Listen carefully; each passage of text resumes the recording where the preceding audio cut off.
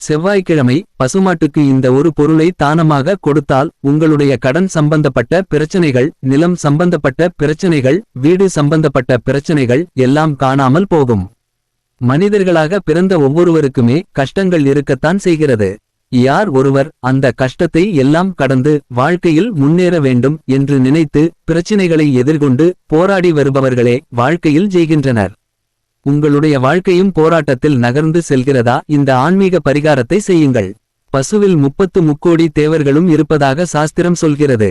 ஆகவே பசு மாட்டிற்கு நம் கையால் கொடுக்கக்கூடிய தானங்கள் நம்முடைய கெட்ட கர்மாக்களை குறைக்கும். இதனால் வரக்கூடிய பிரச்சினைகளும் குறையும் என்பது நம்பிக்கை. அந்த வகையில் செவ்வாய்க்கிழமை தோறும் பசு மாட்டிற்கு ஒரே ஒரு செவ்வாழை வாங்கி தானம் கொடுங்கள். உங்கள் கடன் சம்பந்தப்பட்ட பிரச்சனைகள், நிலம் சம்பந்தப்பட்ட பிரச்சனைகள், வீடு சம்பந்தப்பட்ட பிரச்சனைகள் எல்லாம் படிப்படியாக குறையத் தொடங்கும்.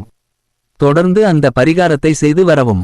இப்படி பசு மாட்டிற்கு சாப்பிட கொடுக்கும் போது அந்த பொருளை மண்ணில் போட்டுவிட்டு பசுவை சாப்பிட வைக்க கூடாது. உங்கள் கைகளால் அதை பசுவிற்கு சாப்பிட கொடுக்க வேண்டும்.